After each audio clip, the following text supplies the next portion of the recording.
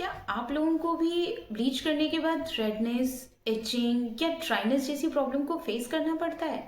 तो आप लोग बिल्कुल सही वीडियो देख रहे हैं। Please welcome back to this channel and मैं हूं आपकी दोस्त वंदना।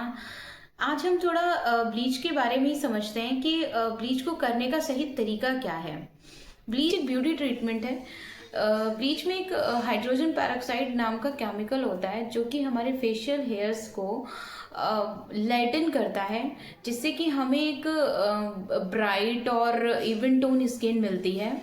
ब्लीच से हम अपने फेस पे जैसे सनरेज के कारण जो भी हमारे फेस पे जो भी टैनिंग वगैरह हो जाती है वो रिमूव होती है।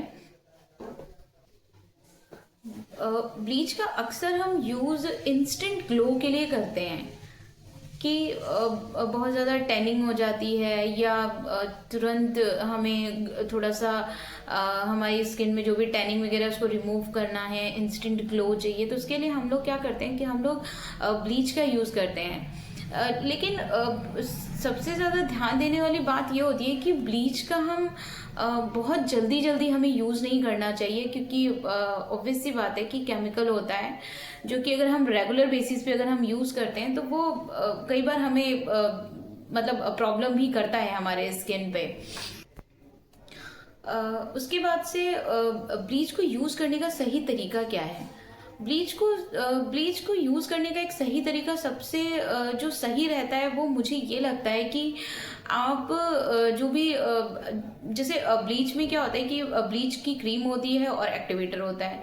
एक्टिवेटर को हमेशा एक मतलब बहुत जैसे जो बॉक्सेस होते हैं ब्लीचेस के उसके उसके ऊपर ना इंस्ट्रक्शंस दिए रहते हैं कि आपको कितना उसमें मिलाना होता है।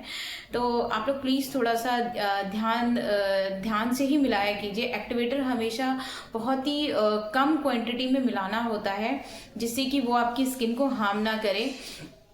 और ब्लीच को यूज़ करते समय ना सबसे पहले एक्टिवेटर मिला करके उसे अच्छे से मिलाया जाता है क्रीम के अंदर एक्टिवेटर को। एंड देन उसके बाद में एक छोटा सा पैच टेस्ट, या फिर तो आप अपने हैंड्स पे या अपने यहाँ नेक एरिया पे मतलब आप छोटा सा ना एक पैच टेस्ट कर सकते हैं उसको लगा करके कि मतलब ये आपको कहीं इरिटेट तो नहीं कर रही है या आपके स्किन में किसी तरह से रेडनेस या कुछ भी ऐसा कुछ प्रॉब्लम तो नहीं कर रही है ना। देन आप उसको अगर आपको वो पैच टेस्ट के बाद अगर आपको किसी भी तरह से अगर आपको नुकसान नहीं कर रही है देन आप उसको यूज़ कर सकते हैं। ठीक है, वो बिल्कुल सही है आपके स्किन के लिए।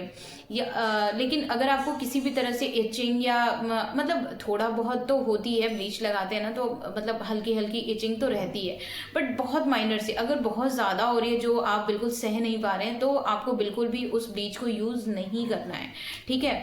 एंड अगर आपकी एक्ने वाली स्किन है या बहुत ज़्यादा पिंपल्स हैं या आपकी बहुत ज़्यादा सेंसिटिव स्किन है तो आपको ब्लीच नहीं यूज़ करना चाहिए।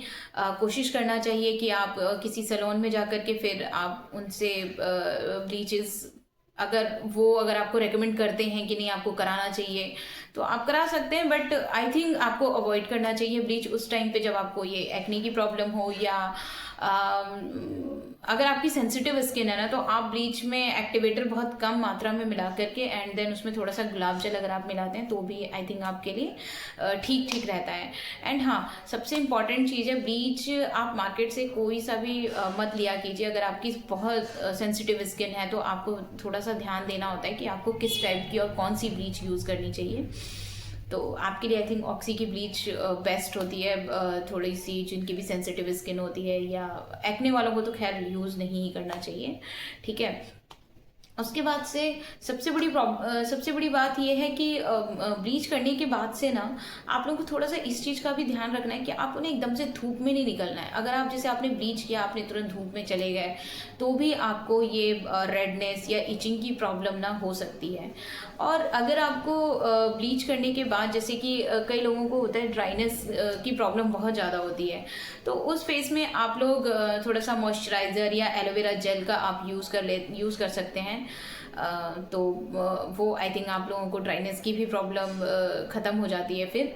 और तो आई थिंक मेरे हिसाब से अब आपको जो छोटी मोटी जो जो भी ये चीज़ें थी कि कब यूज़ करना चाहिए, यूज़ करने के बाद किन चीज़ों का थोड़ा सा ध्यान रखना होता है, ये सब चीज़ें आपको क्लियर हो गई होंगी। और आई होप आपके जो भी अब आपको कभी भी ब्लीच करने के बाद इन सारी प्रॉब्लम को फेस ना करना पड़े, ये रेडनेस, इचिंग, है ना।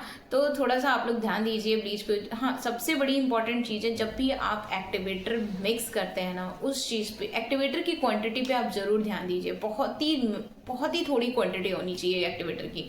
अगर आप बहुत ज़्यादा उसको यूज़ करते हैं ना, वहीं आपको सबसे ज़्यादा इरिटेट करती है आपकी स्किन को, ठीक है। तो आई होप कि आपकी जो भी ये प्रॉब्लम्स हैं, आप नेक्स्ट टाइम जब भी आप ब्लीच यूज़ करेंगे तो आपको ये प्रॉब्लम्स नहीं होंगी। तो अगर आप लोगों को मेरी वीडियोस अच्छी लगती हैं और लगता है कि नहीं आपके लिए यूज़फुल है, तो प्लीज़ मेरे चैनल को सब्सक्राइब कीजिए एंड